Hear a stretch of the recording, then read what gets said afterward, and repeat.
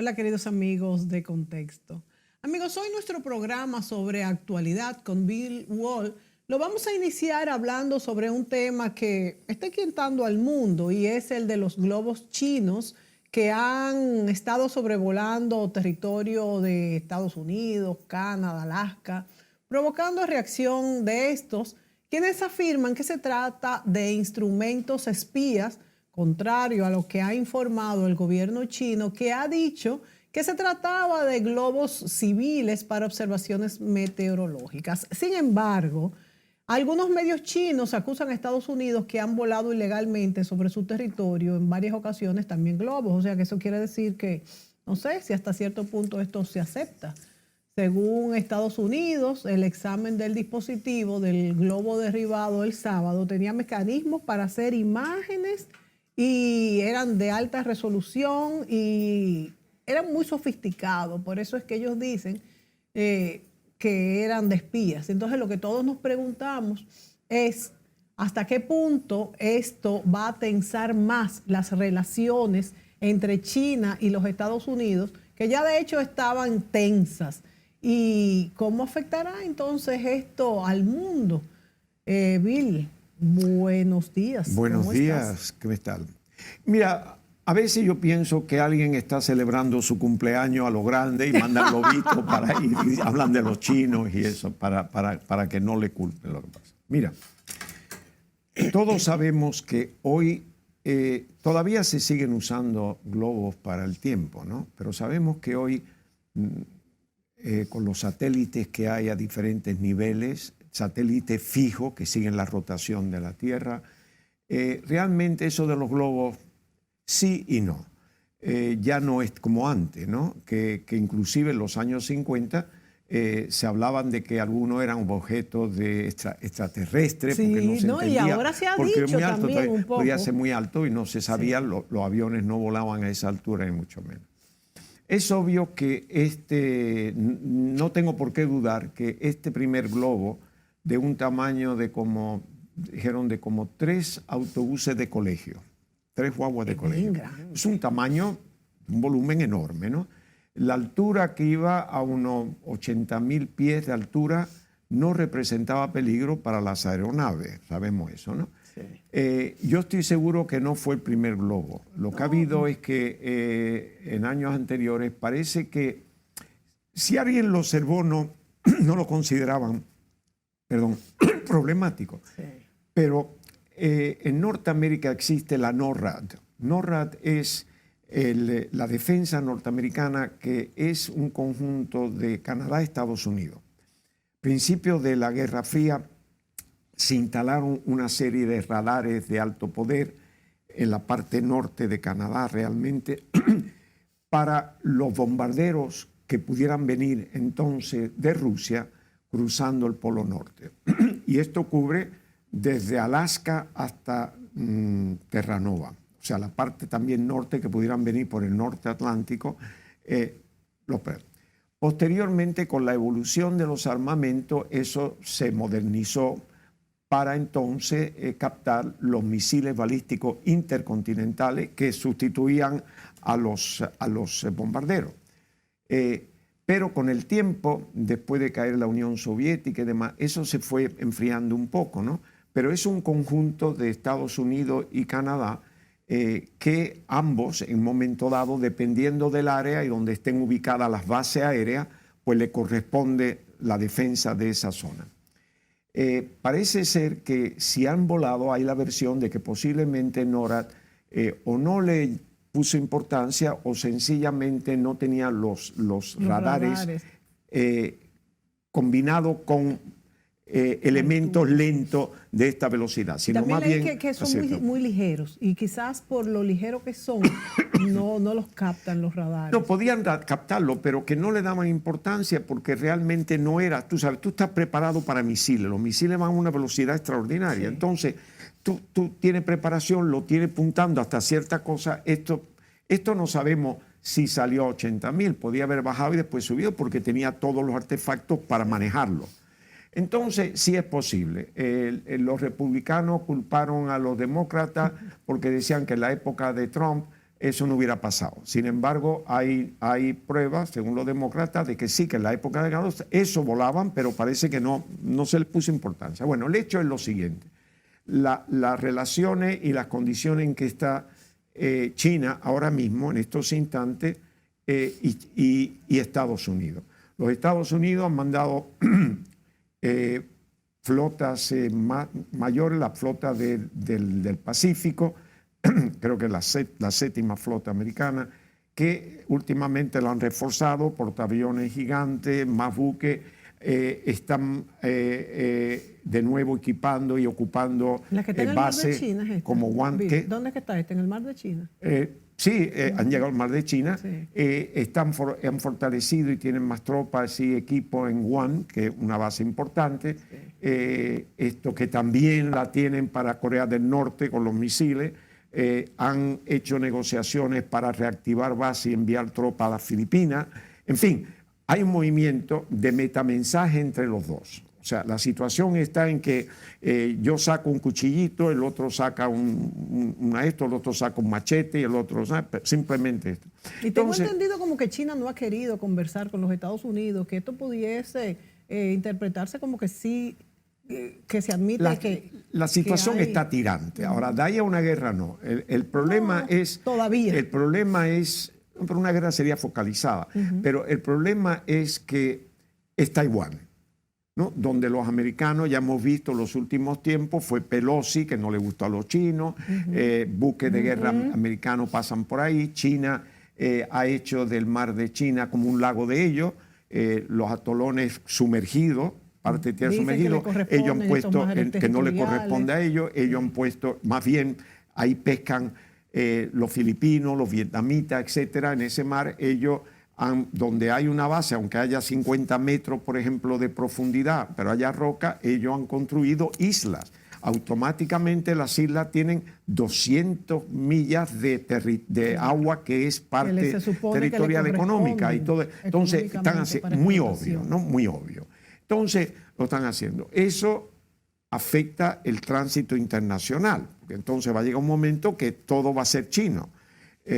Eso no. China no tiene poder para enfrentarse a los Estados Unidos. No lo tiene, sencillamente no lo tiene. Si China siquiera económico sí, pero tampoco fíjate que hubo algunas sanciones de Estados Unidos, compañías chinas. ¿Pero qué le hizo? Y le ha hecho mucha peso porque eran los chips. Sí. Y Estados Unidos controlan la tecnología y todo el chip. Y Taiwán. De hecho, China los ha acusado públicamente a Estados Unidos de por su superioridad tecnológica abusar. Sí, está bien, todo eso está bien, pero China, por ejemplo, militarmente tendría que recurrir a armas atómicas. China tiene como 300 armas atómicas, Estados Unidos tiene como 5.500. O sea que, segundo, Estados Unidos tiene lo que no tiene otro país, que tiene flota gigante tanto en el Pacífico como en el Atlántico, en el Mar Índico. O sea que puede enviar buques, como está haciendo ahora China, no tiene la capacidad de enviar buques cerca de Estados Unidos. Sencillamente no la tiene. Entonces es otra mentalidad, es otro concepto. Entonces Estados Unidos se permite el lujo de mandar una flota con no sé qué, con 2 portaaviones que llevan 200 aviones, con 10 submarinos, con no sé cuánto más. China no tiene esa capacidad, como tampoco la tiene Rusia. Entonces, eso... Y de ahí se derivan 2 cosas también, Bill. La posible alianza más fácil de Rusia y China, aunque ha tenido problemas sí, pero no se confían, porque de momento que tú tengas frontera, hay un dilema. De hecho, siempre ha habido esto siempre entre ha habido. Ellos, claro, se aprovechan de la situación de Rusia, pero no han apoyado a Rusia militarmente. Hasta ahí llegó mi amor. Sí. Además, ellos tienen otro problema, que es la India. Sí. Ha habido confrontaciones y la India ahora está de parte occidental, aunque ha tenido equipo ruso, pero se va a la parte occidental y que compra petróleo a Rusia. Es decir, no está todo claro. Es un juego de balances y equilibrios. Exacto. Entonces, el globo que es el único que se le atribuye a China, de los 4 que han derribado, este globo, pues sí, es muy probable que llevara eso. Y un mensaje chino de decirle, bueno, Estados Unidos tiene cientos de satélites, ¿verdad? Que te miran el mundo entero donde le da la gana. Ya no es la época del U-2 de 1959, cuando los aviones espía americanos cruzaban la Unión Soviética y uno de ellos, un U-2, le falló el motor no sé qué y un caza ruso lo derriba, que fue vergonzoso para Estados Unidos en la época de Dwight Eisenhower, que de hecho tuvo que pedir excusa a Nikita Khrushchev, que fue un triunfo político y diplomático para Rusia, porque el piloto que nunca se esperaba que saliera con vida, cuando lo atacó el avión ruso, pues el avión fue cayendo, el avión americano, y él saltó en paracaídas. Y lo detuvieron, salió en televisión, en radio, hicieron un show, después de intercambiar. Sí. Bueno, ya esa época pasó. Es decir, tú tienes satélite, que si te quitan un satélite, ahí tienes tú Musk, Elon Musk, que va a poner 3.000 satélites. Sí. Es decir, ya eso los satélites lo fijan. Nosotros, por ejemplo, en la cuestión de huracanes no he visto nada de globo, porque además se lo lleva el viento, pero el hecho es que tenemos con mucha precisión por los satélites, por las boyas del mar que te toman la temperatura, las corrientes y demás, que de hecho no es necesario para tú saber el tiempo, y menos la forma en que iba, que entró por Alaska, pasó por la costa occidental de Canadá, la parte de Vancouver, Calgary, entró en Colorado, da la casualidad que en Colorado están uno de los centros de silo de misiles intercontinental americano. Eso no sirve nada verlo, porque de todas maneras un satélite te lo ve igual, y lo que tienen son un silo, eso no te dice nada. Simplemente los chinos dicen, nosotros podemos estar encima tuya aunque tú me mandes barco aquí y sabemos lo que hay. Que los demócratas criticaron que no se derribara desde que entró a Alaska. Bueno, lo que pasa es que el tamaño de eso podía traer consecuencias, primero. Y segundo, que no lo dijeron, es que querían tratar de recuperar lo más posible, claro, para averiguar de qué era. Si tú lo lanzas, y ahora vendré a eso, porque pasó con los otros dos siguientes. Entonces, cuando ellos esperaron que pasara a Estados Unidos, evidente que sabían que no iban a hacer nada, pero tenían que buscarlo en un sitio que no fuera poblado. Óyeme, tres guaguas, de que no fuera poblado, y también que pudieran recuperar. Y donde del momento que llega a Carolina del Sur, frente a Myrtle Beach, que hay una profundidad de 14, 15 metros, me lo derriban. O sea que fue muy estudiado el lugar. Claro, mucha precisión, de manera que todavía estaba cayendo, claro, cuando yo estaba buques de guerra, la Guardia Costera, para recoger, con todo el equipo para recoger, que se vio, salieron fotos y videos. Sí. Es decir, estaba calculado. Ya le mandaron el mensaje a China, tú me puedes mandar globito, pero yo te lo voy a derribar. El segundo globo, porque vieron 3 globos después de eso, uno fue el día 10, el otro el 11 y el otro el 12 de este mes. El segundo lo derriban por Alaska, territorio ya de Alaska. Era mucho menor y de otras características, y venía más bajo. No era ese monstruo. Y el otro lo derriban en territorio canadiense, sobre el Yukon, los territorios del oeste, no lejos de Alaska, que el primer ministro de Canadá dijo, derríbenme eso. Y fue un avión americano, porque esa zona lo tienen los americanos, otra zona lo tienen los canadienses. Y el cuarto, que es de una forma octagonal, lo derriban en el lago Huron, que es parte de Michigan, a 14 kilómetros de donde el lago se divide entre Canadá y Estados Unidos, pero dentro de territorio americano. Y de nuevo con la concertación del primer ministro canadiense. Sí, derribemos eso. O tú en tu lado y yo en el mío, y cayó. Ese está en aguas profundas del lago Hurón. Ese dudo que puedan recuperar nada. Y los otros dos que cayeron, uno en Alaska y el otro en el Yukon, en esta época del año, eso es puro hielo y nieve. Es decir, que para buscar los escombros van a pasarse bastante tiempo. Sí. Los americanos no se pueden permitir el lujo, lo harán con el tiempo, porque tienen con precisión dónde ha caído. Pero búscate eso, eso cae y sabe lo profundo que está en esa nieve. Entonces ellos querían capturarlo rápido, el primero, que era el más grande, y ver si podían detectar qué es lo que, para decir, esto es espía o esto no es espía, ¿verdad? Y ellos van a decir que era espía aunque no lo fuera. Eso es verdad. Pero de todas maneras tenía algo en la mano. ¿Quién lo va a discutir? Y claro, los chinos, para contrarrestar eso, ustedes pasan globos. Yo dudo mucho que los americanos estén enviando globos, porque para mí, francamente, es una pérdida de tiempo. Es pasar un mensaje. Es demasiado obvio, demasiado. Ahora, otra cosa también que difieren los tres, el último, sobre todo en el lago Hurón, es que se lleva una altura de 20.000 pies. Ese afectaba, obviamente, el tráfico aéreo, porque los aviones, tú sabes, que van hasta 40.000 pies, 38.000, 30, 20, o cuando van a aterrizar van bajando, y eso está al fue un poco al noreste de Chicago, digamos, a cierta distancia, donde hay en el lago. Tránsito. Entonces, exactamente, no hay mucho. Entonces, ese había que derribarlo por eso. Entonces, yo no sé si esos globos de dónde vinieron, los otros globos, o si alguien quiso ya hacer una gracia, o no sabemos. Hasta que no se descubra qué es lo que contenía esos globos, porque tú sabes que ha habido casos en la cuestión aérea de gente, tanto en Europa como en Estados Unidos, que le dio en una época con rayos láser en los aeropuertos, cuando el avión venía a aterrizar, apuntarle hacia la cabina del piloto, la dio láser. Eso pasó en Londres y todo. Fue durante un periodo corto, pero sí detuvieron a gente como jueguito con un rayo láser, que no es, vamos, cuán potente puede ser un rayo láser, pero de todas maneras tú sabes ¿Pero que... cuál era el objetivo? Pues nada, hace una gracia al piloto. Wow. Hace así porque tú hacías así. Entonces, tú sabes muy bien que aquella persona que dé, por ejemplo, una conferencia en PowerPoint y use un rayo láser, lo primero que te dice la instrucción es no te lo ponga a los ojos y es una cosita de nada.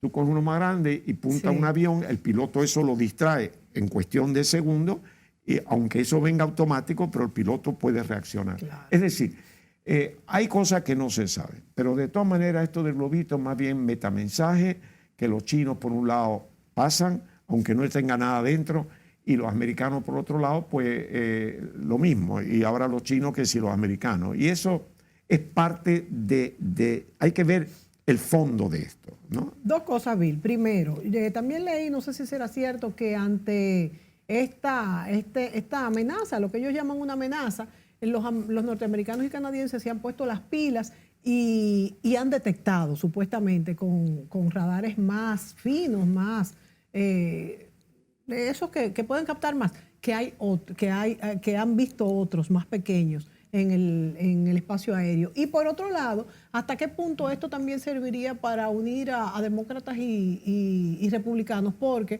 ahora se votó una ley de pero mira, sanción y demás. sí, yo estoy contigo. Pero vamos a verlo de otro punto de vista. Esos globos podían utilizarse con fines de bombardear un territorio, por ejemplo, con algo químico o bioquímico. Bueno, ¿no? de hecho se ha hablado que de podría ser. Tú puedes usar esto viene, nadie se preocupa porque es un globito y te tira cualquier cosa, yo tú no sabes. creo esto, pero se ha dicho. Pero se podría, no quiero decir que lo harían, pero en caso de guerra no hay límite, ¿no? Claro. Pero podría, o sea, tú tienes que leer todo y decir, bueno, esto están espiando, pero también se podría usar para esto, se podría usar. Del momento que tú puedas mandar, no un globo, sino 50 globos o 100 puede globos. ser una prueba a ver hasta dónde lo puedo usar. Exacto, y la defensa de Estados Unidos, si tú mandas 50 globos, 100 globos, son como los drones. Un dron no te hace daño, pero mira lo que está sufriendo Ucrania cuando los rusos le mandan 50 drones de golpe, que la defensa no puede captar todos los drones. Algunos se cuelan. Entonces podía hacer eso de una manera económica, porque no tiene que, aunque tarde, ¿qué te digo yo?, 3 semanas en cruzar el Pacífico, tienen que tumbarlo. Eso hace que la fuerza americana tenga que extenderse más, poner defensa en otros lugares, en fin, todo eso. Quiere decir que aquí es la situación de confrontación entre China y Estados Unidos sin llevarla al punto caliente que a ninguno de los dos le interesa. Están hasta donde yo puedo, ¿ves? Y haciendo esto.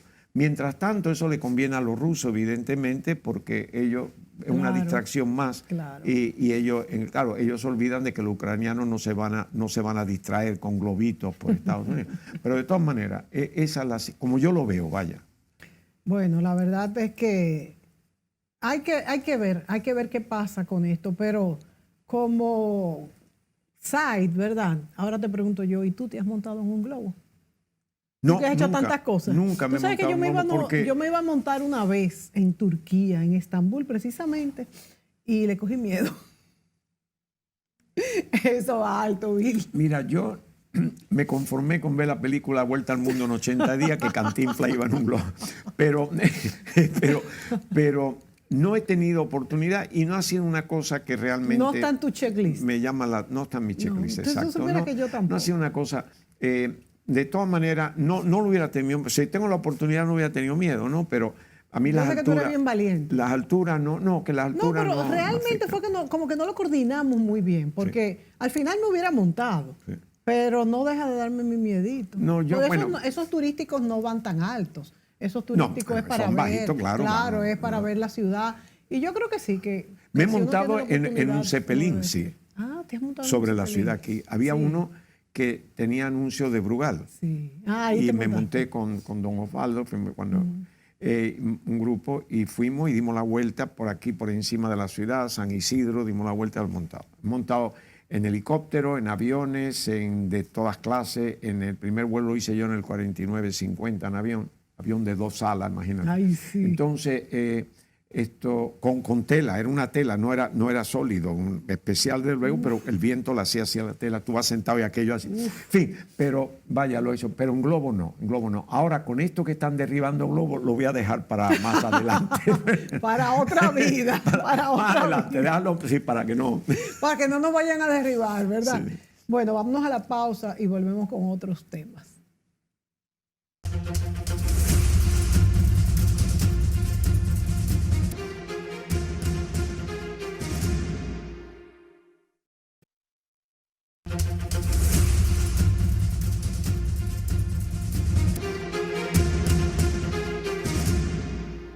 Bueno, Bill, yo creo que no podemos dejar de tocar el tema del retiro de este proyecto de ley que ha sacado el presidente Luis Abinader para lograr consenso sobre la trata de personas, que nos afecta mucho porque va dirigido exactamente hacia el pueblo haitiano, que como está en una situación de riesgo, tendríamos nosotros que darle un alojo político, y realmente todos los haitianos podrían pasar simplemente para esta parte y decir que están en riesgo, como realmente lo están, pero la República Dominicana no está preparada para esto. Se ha comentado mucho sobre este tema, se ha dicho que es parte de un acuerdo. De hecho, hay un acuerdo para cuando un país está en esta situación, el otro lo acepte, pero aquí estamos hablando de millones de miles de personas y es muy delicado. Yo creo que, en mi opinión, el presidente Abinader ha hecho muy bien de retirar este proyecto. De hecho, él ha hablado muy claramente.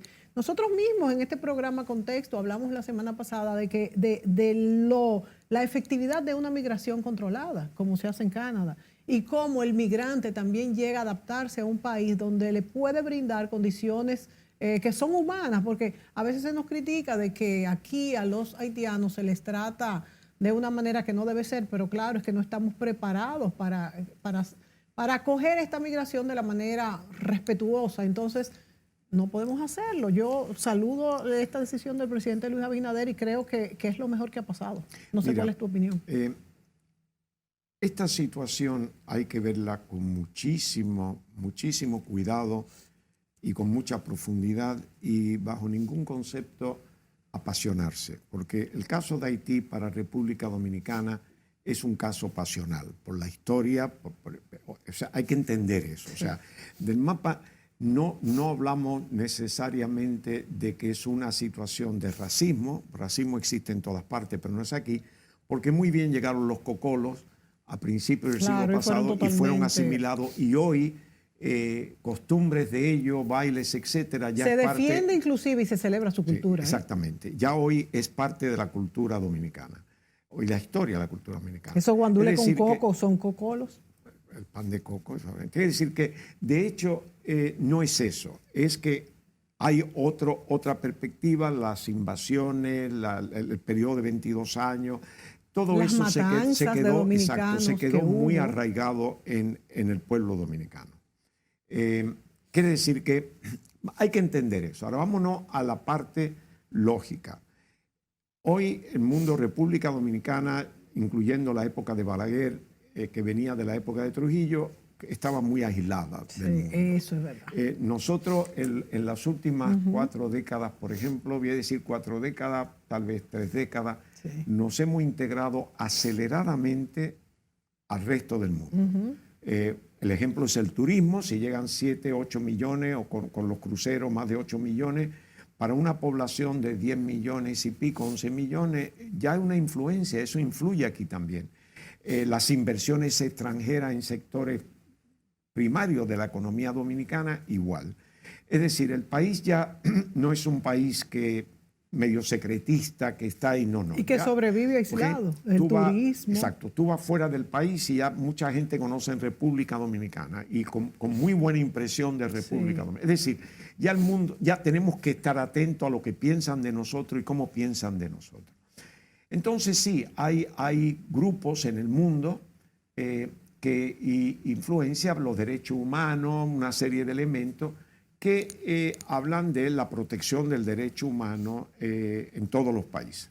Todos los países en Europa, el propio Estados Unidos está sufriendo de un movimiento de migrantes, flujo muy fuerte que no pueden atender. El propio Estados Unidos rechaza a los haitianos cuando llegan por vía marítima y en la frontera con México. Es que es imposible para Estados. Si nosotros, por ejemplo, hablamos de 10, 11, 12, 13 millones, 14 mil de haitianos que tenemos que devolver, ellos están hablando de mucho, ¿verdad? Y sufre no solamente Estados Unidos, sino México con toda la gente que viene, incluyendo dominicanos, ilegales por todo eso. Es decir, hay esa presión. Entonces, vamos a entender esto.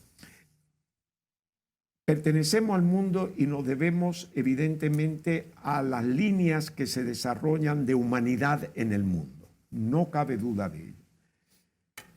Tenemos que respetarlas, es normal, ¿no? Si queremos que la gente venga y que vengan las inversiones y que nosotros pues nos sentamos que estamos haciendo un bien universal, no ya para nosotros.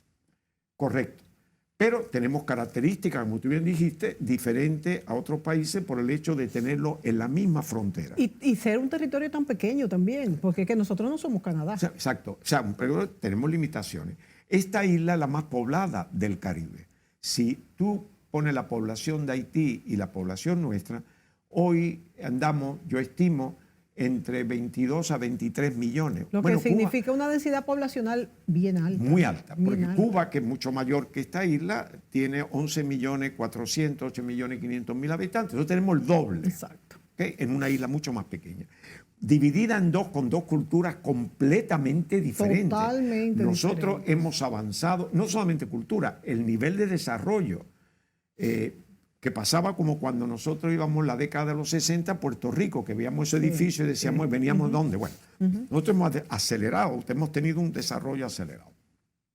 Entonces, tenemos que ver estas características cuando vamos a adoptar, vamos a dejarnos de presiones de fuera, vamos a ver nosotros mismos, porque cuando aquí se elige un gobierno y jura por la Constitución, jura por el bienestar de este país, bienestar e integración de este país. Por consiguiente, se puede ser condescendiente, se puede ayudar, pero no al punto de crear una situación difícil en el país, que pueda traer conflictos internos. Incluso insostenible. Bueno, claro, insostenible, pero conflictos internos y demás. Las propias inversiones de fuera, si nosotros empezamos a sufrir las consecuencias de una inmigración masiva haitiana que no podemos absorber en nuestra economía, se va a crear una situación de inquietud que van a retirar las inversiones que tienen. Eso no podemos de ninguna manera permitirlo. Primero que sufriría sería el turismo, del cual dependemos altamente, en fin, una serie de situaciones. Por consiguiente, el presidente de la República, su gobierno y todos los dominicanos, todos, la preocupación nuestra es que nuestro país siga creciendo, que sigan teniendo oportunidades, que los jóvenes se quedan aquí, usen los conocimientos que tienen, en fin, asegurar las inversiones que vengan para el bienestar del país, como se está abriendo una zona colindante con la frontera de Haití en Pedernales, que también nos va a crear presiones, pero en fin, si pueden absorber algo de haitianos que lo necesitamos, pues no hay problema, eso es normal. Pero bueno, el hecho es mucho cuidado con esto. Yo creo que esta ley... yo creo que hubo un malentendido, porque combina dos cosas. Se habla de la trata. Bueno, nosotros aquí hemos tenido y estamos sufriendo trata. Hemos visto el caso de las venezolanas y colombianas que estaban explotando, cuestiones sexuales, lo que fuera. Tenemos gente que vienen de Haití, de Venezuela, en fin. Este tipo de cosas hay que tener mucho cuidado. Las Naciones Unidas claramente difiere entre refugiados por motivos religiosos, políticos, de guerra, como pasó en Europa con la guerra de Siria y cosas por el estilo, que venía la gente masivamente. Yo entiendo eso. El problema de Haití es un tipo de problema que, aunque haya violencia, no es lo mismo. Es una violencia de banda, no es una guerra civil, por ejemplo, como la española, que se refugiaron los republicanos cuando ya estaban perdiendo en Francia y posteriormente vinieron aquí a Venezuela, tuvieron que salir de allí. Aquí hay una situación que un gobierno en circunstancias normales, y estoy hablando no que sea normal la situación. Pero en circunstancias donde hay un gobierno, ese gobierno debe de asegurar en su país pues, la seguridad, valga la redundancia, de la población. Ahí hay elementos que, evidentemente a mi criterio, hay elementos que sostienen esas bandas y tienen que venir del poder económico y el poder político. No puede ser eso. O sea, ahí hay quien se beneficia de esa situación y además están concentradas mayormente en la zona de Puerto Príncipe, algunas áreas colindantes. No hay peligro en la frontera dominicana con referencia. No veo una banda de esa venir aquí a hacer qué. Claro. No solamente se va a enfrentar al ejército, por muy bueno o muy malo que sea, es que ellos donde están viviendo y donde tienen las facilidades para hacer lo que están haciendo, pues sin ninguna consecuencia, básicamente porque lo están apoyando alguien. Hay un negocio que lo están apoyando. Entonces, evidentemente no podemos decir el caso de Haití hay que recoger al haitiano porque allí van a morir. No, el haitiano también tiene que hacer un esfuerzo para defender, aunque le pueda costar la vida, es el patriotismo. Claro, nosotros aquí en este país luchamos contra los haitianos. Además, exacto, es una doble moral entonces, porque tanto que celebramos a Duarte, tanto que celebramos la independencia y entonces todo esto va a quedar en el olvido. No, es que es un problema, que tenemos que entender. Yo siempre he dicho, el problema de Haití tiene que ser resuelto con la voluntad y el deseo de los haitianos. Y Haití también tiene muchos grupos que viven en el exterior y que son riquísimos y tienen muchísimo poder. Y formados. ¿Por qué no ayudan a su país? No, porque no les interesa. O sea, no hay algo que entonces no va. Nosotros, mira, aquí tengo yo lo que dijo Volcker. Él dijo, hasta que se resuelva la grave situación del país, está claro que las violaciones y abusos sistemáticos de los derechos humanos no permiten actualmente el retorno seguro, digno y sostenible de los haitianos a Haití. Eso lo dijo en la rueda de prensa. Pero eso está muy bien. Eso está muy bien. Sí, pero nosotros no somos los que nos tenemos que hacer cargo de ellos. Eso está muy bien, pero eso está muy bien porque se lee muy bien. Porque, bueno, yo veo, una cosa es, por ejemplo, ver la situación de Ucrania en pantalla y otra cosa es estar en Ucrania. Exacto. Es decir, vamos a estar claros, eso son cosas políticas, pero hay otro elemento que lo tocaré un poco más adelante. El primero es que aquí tenemos que cuidarnos nosotros. El problema de los haitianos aquí se debe en gran parte a que no tenemos una política, a a seria, aún teniendo leyes, por ejemplo, la de 80-20 de empleo, no se aplica. Segundo, aquí los empresarios, muchos de ellos, y no solamente empresarios, sino hasta los edificios, prefieren tener haitianos porque no se les paga lo mismo. Eso puede verse desde las Naciones Unidas como explotación de esclavos, porque no se les paga igual. Pero en Estados Unidos tampoco se les paga igual a los dominicanos ilegales. Perfecto, no se les paga igual. El ilegal no tiene derechos, desgraciadamente. Tiene los derechos humanos, pero es la diferencia de uno que no trabaja y tú le des una dádiva, sí, y el que trabaja que tiene sus derechos, más nada. Y pasa en todas partes del mundo. No tenemos. Entonces, y Canadá no lo va a aceptar para sentarse ahí. O sea, aceptó un grupo una vez y se arrepintieron porque vieron que no en se la provincia de Quebec. Vieron que no se adaptaban a la realidad social entonces, de Canadá. Es un costo para el país. Entonces, sucede lo siguiente. La manera en que nosotros tratamos el asunto tenemos que ser serios. Primero, hay que sellar la frontera.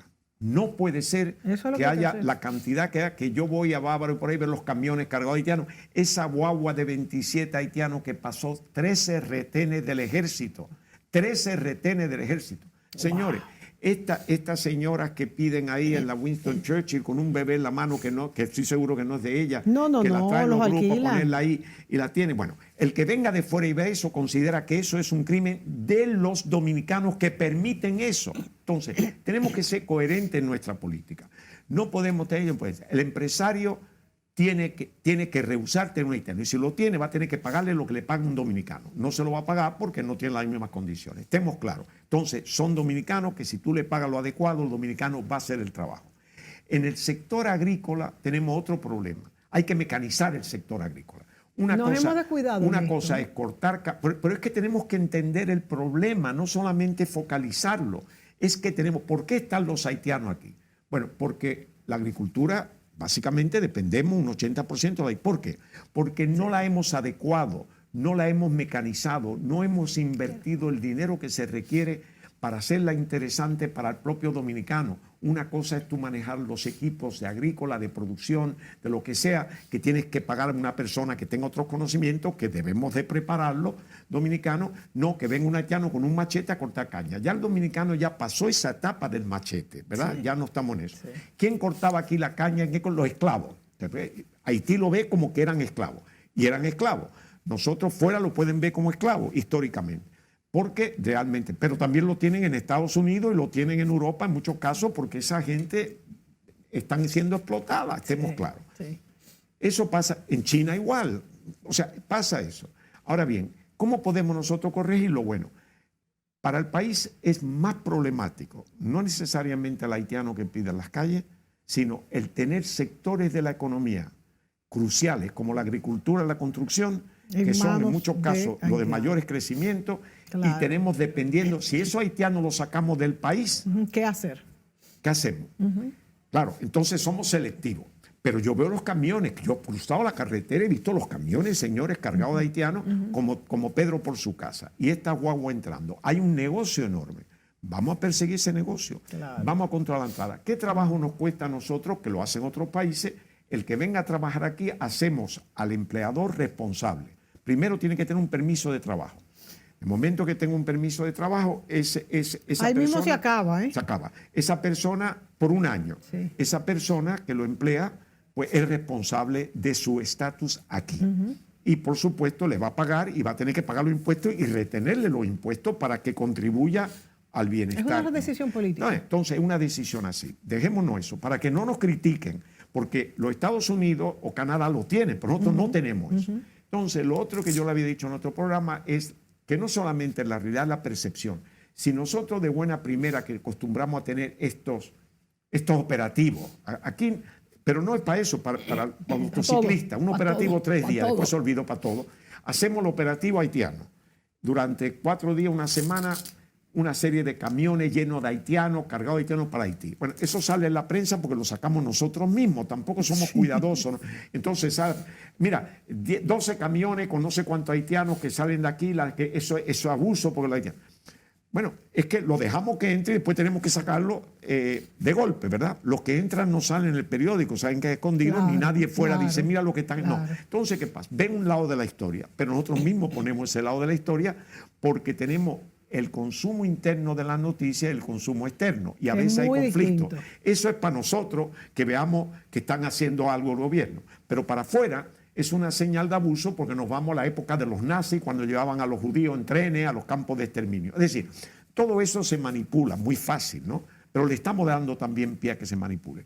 Una política coherente con el haitiano. Sella la frontera. El que venga a trabajar, permiso. Los que estén trabajando aquí, ve y dice, usted está trabajando, ¿verdad? Así como no, lo necesita. Sí, bueno, pues un permiso de trabajo, usted se hace, si usted lo despide, tiene que informar a las autoridades para ver si a este señor le vamos a dar un mes para que busque otro empleo, porque ya está trabajando aquí, y entonces si no vuelva a su país, y luego si hay empleo aquí... Yo creo que es la única manera, ¿eh? Pero claro, es que no estamos organizados. Es la única manera. Tenemos la costumbre de hacer las cosas mal y después de no corregirla a tiempo, creamos esto. Entonces, eso lo aprovechan los grupos de fuera interesados, lo aprovechan nuestros competidores del sector turismo. A mucha gente que le conviene. Pero claro, pero vamos a un estudio. Vamos a sentarnos en un sitio y vamos a decir, bueno, el pro y con. Vamos a ver el beneficio de los haitianos al país. Vamos a una lista. Claro. Después vamos a una lista de cómo afecta eso al dominicano, cómo afecta al negocio, cómo afecta a la economía. Y entonces, cómo hace Canadá y llevarlo al punto de Canadá. Nosotros necesitamos cortadores de caña, 10 cortadores de caña, preferiblemente que tengan experiencia. Los tenemos aquí. Con un permiso para un año y renovable. Como hicieron al principio, que venían con contrato y después se fueron quedando.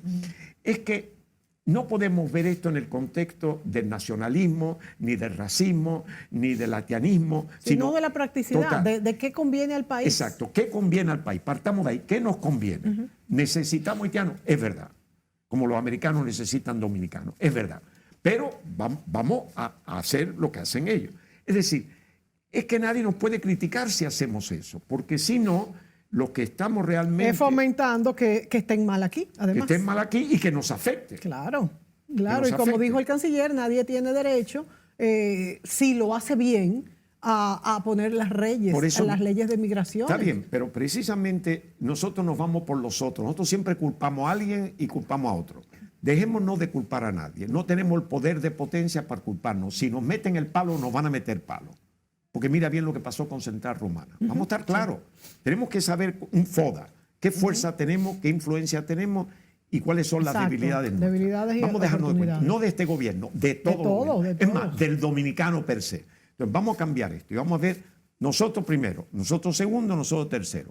El que entra aquí tiene que contribuir a un bienestar del país, no para crear conflicto en el país. O sea, y nosotros con mucho gusto porque lo necesitamos. Y controlamos. Nadie critica a Canadá porque no recibe haitianos, no recibe nada de eso. Exactamente. Bueno, entonces, porque reciben lo que tiene que recibir y va, y contribuyen y no es un costo. Punto. Es decir, ese es el derecho de un país. Si el gobierno, como todos nosotros, individualmente, nuestra obligación como ciudadanos es contribuir al bienestar de este país. Es que es obligatorio, para eso uno pone un presidente, para eso uno elige los funcionarios. Claro. Y para eso trabajamos en las familias, en todo.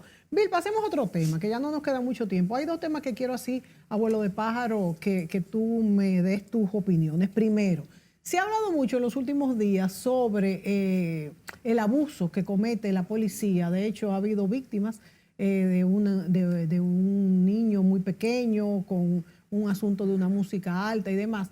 Y hay algunos que acribillan a la policía y a estos agentes porque se les ha pasado la mano, y eso es cierto, esto es un hecho, se les ha pasado la mano porque un policía está para defender, no para atropellar. Pero también hay que saber que en este país a la policía se les está poniendo difícil porque es palos y boga y palos y no boga. No quiere decir que un policía tiene que ser entrenado, tiene que dársele las herramientas, tiene que ganar mejor, tiene que dársele los servicios, pero cuando el policía también es indiferente, también se culpa. Y muchas veces en un altercado con criminales, que un herido o cualquier persona que se pone violenta, solamente se culpa al policía. Y eso me preocupa, porque hasta qué punto también el policía tiene también sus derechos. Bueno, vámonos a esto. El respeto se gana, la autoridad se impone. Sí, exacto. Aunque sea por ley, pero se impone. Como tú dijiste, no se respeta a la policía. Y no se respeta a la policía porque en gran parte la policía no se ha hecho respetar. No, eso sí. Y no se ha hecho respetar porque no es por temor, no es que tú me vas a caer a macanazo o me vas a pegar un tiro y yo te tengo que respetar. Pero si nos vamos a la creación de la policía como del Ejército Nacional, ambos fueron creados en la época de Trujillo y la intención no era necesariamente el caso del ejército de defendernos de nadie, sino era asegurar el régimen. Y el régimen se mantuvo en base a miedo, no en base a educación. Decía, perfecto, aquí le dejaban la gente de su casa la puerta abierta, porque no entraba porque a la tercera vez que agarraran uno robando, ese le daban la ley de fuga, le aplicaban la ley de fuga. Es decir, era por temor, no por educación. Y eso viene también de la educación paternal y maternal, sobre todo paternal de antaño, que nos decían, siéntate ahí, nos sentamos, no sabemos por qué, y era a base de golpe y a base de sin preguntar. Y no nos contestaban. Los niños no hablan cuando hablan los mayores. Entonces hay que esperar a que me den permiso para hablar. Sí. Eso se aplicó aquí como gobierno. Entonces la policía, su estructura era paramilitar para apoyar al régimen, como el ejército igual. Sí. Se quedó así. El ejército decía, es mejor que la policía, porque el ejército sí, porque el ejército tenía más armas, más fuerte y desfilaban en el malecón y todo el mundo asustado. Pero de todas maneras se probó, con todo mi debido respeto a la Fuerza Armada, cuando la Revolución de Abril, que el ejército francamente no reaccionó muy bien, que digamos, y los americanos fueron los que finalmente le sacaron las castañas del fuego. Pero en realidad eso se quedó.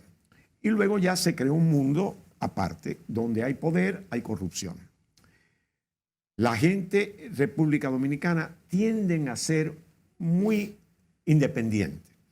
El dominicano quiere hacer lo suyo a su manera porque es así, es latino, expresivo y es la idiosincrasia. Entonces, la policía, por un lado, imponiéndose a la fuerza y con macuteo y todo lo demás, crea rechazo, ¿no? Y oficiales con villas en sitios que solamente se lo costean los verdaderamente ricos, con un sueldo que realmente no justifica, ¿verdad? O cosas por el estilo, Que eso no es aquí, lo vemos en otros países también. Lo que yo hablo no es República Dominicana, eso lo hay y peor en otros sitios. Pero bueno, el hecho es que en esa condición el pueblo no puede respetar a la policía. Segundo, la policía tradicionalmente no ha estado debidamente equipada, no ha estado debidamente entrenada y como tú bien dices, se enfrenta a gente muchas veces armada, porque aquí hay mucha gente armada, y no necesariamente con armas ilegales. Si tú tienes un arma, tú estás pensando en recurrir al arma. Y el policía tiene otra arma y va a recurrir al arma. Y entonces viene el problema. ¿Qué pasó con este muchacho, este caso tan penoso? Bueno, pues que la familia, el papá o los que estaban alrededor tenían unas bocinas enormes que estaban haciendo un ruido enorme en el carnaval, que está prohibido por ley. La policía llega, el hombre se pone a discutir, que no apaga, porque si respetamos a la policía y sabemos que existe esa ley, tú cuando llega la policía... Él dijo que no era su bocina. Pues pero, bueno, no importa, pero los que estén allí... Estaba defendiendo algo que lo llamaron para eso. Pero automáticamente viene la policía, la tendencia es a ir en contra y apoyar a nosotros. Exactamente. Porque aquí respetamos las leyes. Estemos claros, el problema de tránsito, sí, podemos culpar a la policía, pero el que hace la falta es el que maneja, ¿verdad? Entonces, empecemos por ahí. Pero y nos conviene a todos que las leyes se respeten. Pero sin embargo, como yo voy primero yo y respeto la ley, el otro también tiene derechos y yo también, y la policía pues que no hace nada. Es decir, creamos todo el conflicto. Nadie hace nada en conjunto. Entonces tenemos que primero la policía, que se ha hecho y se ha tratado de hacer, en este gobierno se ha tratado de hacer, de modernizarla. Eso no es de la noche a la mañana, porque también se alimenta de un núcleo que no tiene tal vez la formación educativa para entrar a la policía, que además no tiene buena fama, que además no paga los salarios que se consideran y podemos, si seguimos como estamos con los haitianos, hacer una policía de haitianos que cuesta más barato. Es decir, es una broma, pero a la vez hay que pensarlo. Entonces, ¿qué sucede? Tú tienes eso.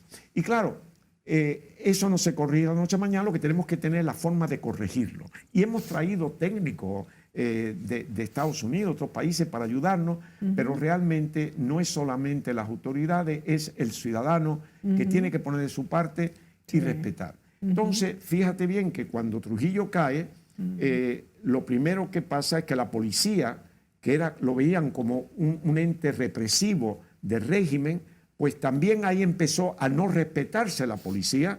La revolución también ayudó. Recuerda que llamaban a la policía en la ciudad colonial los primeros días y venía la policía, lo acribillaban ahí porque los cascos blancos también eran para imponer en la ley, imponerla. Entonces, evidentemente, se ha creado una situación muy difícil. Muy difícil. Y yo creo que si no ponemos todo de nuestra parte, todos, entonces, pues francamente... Porque no es que no haya policías corruptos, de hecho hay bandas policiales, bueno, tanto así que hemos hablado en este programa que los puestos de droga, todos los policías saben dónde están, incluso se les paga peaje, o sea que es una corrupción rampante, pero eso es una cosa a decir que siempre el policía, ese que está en la calle patrullando, que va en auxilio de la ciudadanía, que siempre es el culpable. No, además, son cosas mira, distintas, no nos podemos parcializar de esa manera. No, pero eso de banda en Estados Unidos famoso, el caso de Serpico en Nueva York, eso es una corrupción total. Eso no es único nuestro aquí. Lo que pasa es que allí de vez en cuando se hace algo para corregirlo, porque también tienen queja de que matan a los de color y cosas por el estilo. En Estados Unidos, en cierto estado, definitivamente el policía agarra su arma y está bien. Entonces el otro tiene arma, yo tengo arma y una película del oeste, ¿no? A ver quién es más rápido. Pero realmente lo hay en todas partes. Ahora, ¿qué tenemos que hacer? Porque han venido técnicos y parece que no llegamos a tener, no sé qué pasa, ¿no? Hay una intranquilidad de la sociedad. Muy grande. Y se habla de la diferencia entre la percepción y la realidad. Lo que en este caso la percepción viene de la realidad, ¿no? Y claro, cuando le matan a un niño de 12 años inocentemente porque recurre al arma, parte de los entrenamientos del arma. Yo estando en el ejército británico por obligación, primero no sacábamos las armas. Las armas estaban guardadas con llave y cerrojo y yo tenía 2 armas, un fusil y una ametralladora grande. Wow. Quiere decir que eso había que limpiarla semana, aunque no la usara. Eso estaba guardado, subterráneo, con todas las clases de control. Cuando íbamos a hacer maniobra, nos daban las armas, muchas veces con salva, otras con bala propia, pero en lugares específicos para ello. En fin, mucho cuidado. No podíamos salir, tú no veías un oficial con la pistola, eso no podía salir del cuartel, no estábamos en guerra.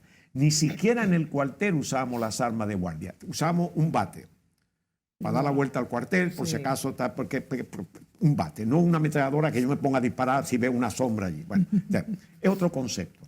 Y nosotros no interveníamos en nada civil, eso la policía estaba al cargo de eso. Y nosotros estábamos sujetos a la policía. Quiere decir que si la policía veía a uno de nosotros, digamos, que habíamos tomado a trago de la cuenta, llamaba a la policía militar y la policía militar nos llamaba, pero la policía nos paraba ahí, que teníamos que quedarnos ahí hasta que llegara la policía militar, que era los que nos llevaban al cuartel a castigarnos, donde fuera, al centro de la policía. Pero era así y lo respetaban porque estábamos educados a que la policía desde niño es un ente de defensa, de control, de mantener la ley vigente, que todos nos debemos a la ley. Pero aquí no tenemos ese concepto. Aquí salimos a manejar y ya estamos pensando cómo vamos a violar la ley para yo llegar primero y los motociclistas... ¿Cómo ser más inteligente, como se dice? Sí. Se dice aquí en la República Dominicana. Entonces, eso es un ejemplo. Eso es un ejemplo. A mí me paró un policía porque yo llego a una calle y veo que no viene nadie cruzando y doblo a la derecha. Y me para y me dice que yo estaba cruzando con la luz roja. Digo, yo no crucé, yo doblé con la luz roja porque no venía nada. No, señor, la ley dice que si usted pasa con la luz roja... ¿Te dijo eso? Y bueno, espérate. Y le dije, señor, ¿usted tiene licencia de manejar? ¿Usted maneja? Me dice, no. Digo, usted no debe ser policía de tránsito. Porque si usted maneja, está obligado a leerla. O sea, que él no sabe que en rojo y que se usted puede como doblar. policía de tránsito, usted como no maneja, entonces no sabe lo que hay. ¿Y qué te contestó? No, señor, si usted quiere, pero mire, no, porque usted cruzó, yo sé, digo, usted no sabe que en este país se puede doblar a la derecha. Oye, si no viene qué nadie, ¿verdad? barbaridad. Bueno, entonces, esa discusión. Eso es lo que, ¿qué formación tiene? No es culpa del que estaba ahí. No es culpa de él, Pero es culpa del que lo puso. Usted no puede estar ahí. Es decir, eso es. Ahora, eso crea una discusión. ¿Qué es lo que está pasando, además de todo lo que yo he dicho? Que el mundo está viviendo bajo una tensión enorme, sobre todo después del COVID. Si tú coges un tránsito como el que tenemos aquí, y tú vienes tenso ya con los problemas del COVID, de que esto, de que salimos, de que no puede ser, de que el mundo ha cambiado, de que ya no tienen los servicios de antes porque la gente no quiere trabajar. En fin, y tú vienes, cualquier cosita es una chispa detonante que tú saltas. Y la policía está bajo la misma presión. Es decir, estamos en una situación tensa donde al final todo, como tú dijiste, nos perjudicamos porque todos queremos ser el primero en llegar y finalmente ninguno llegamos a tiempo. Es decir, porque es un círculo vicioso. O sea, que es un proceso a largo plazo que de nuevo hay que... Yo creo mucho la calidad en lo que de se vida llama en del inglés dominicano. el brainstorming, que tú te sientas con un grupo de técnicos y también no técnicos, ciudadanos, y tú te sientas y te pones en una habitación, haces secciones donde cada uno pone, y yo lo poníamos cuando hacíamos esto en rotafolio. Y se pegaban los rotafolios, con que yo tengo masilla de esa que no daña la pared, y poníamos esto, los pros, los contras, la cuestión aquí, todo, y empezamos a ver, bueno, esto aquí, pero como aquello con esto, como... Y buscábamos la vuelta, era la voluntad de buscar una solución. Y claro, esas soluciones hay que analizar cómo se va a introducir, qué impacto va a tener, qué recursos tenemos que dedicarle, en fin, es todo un proceso. Bill, se nos acaba el tiempo. Yo hubiese querido hablar un poco de economía, hablar de la tasa de interés de los certificados que el Banco Central ha puesto en circulación para evitar el cambio a dólares y la fuga de capitales, pero vamos a dejarlo para un programa la semana que viene. Sí, vamos a ver si la semana que viene, no sé, pero vamos a ver si no la que viene, la otra, que podemos invitar a Leonardo Peroso, como te dije, perfecto, que ha estado conmigo cuando tú estabas de viaje. De parranda. Digo, perdón, de viaje. Entonces, habría parranda de también. Vacaciones. Habrían parranda, ¿verdad? Sí. Entonces, vamos a traerlo, que es muy bueno, y hacemos un buen equipo. Y los tres hacemos un programa, si no lo hacemos la semana que viene, lo anunciamos ya formal para la siguiente, y con imágenes, de algunas imágenes, y vamos a ver cómo se perfila este año, qué es lo que nos está afectando, cómo vemos la cuestión de una posible recesión en Estados Unidos, en fin, vamos a encajar ahí el petróleo que está volviendo a subir, todo ese tipo de cosas. Perfecto, Bill. Nos despedimos entonces por hoy, dejándoles un panorama local e internacional complicado, pero siempre con muchas oportunidades. Bill, hasta la próxima. Muchas gracias, hasta la próxima. Hasta la próxima, amigos.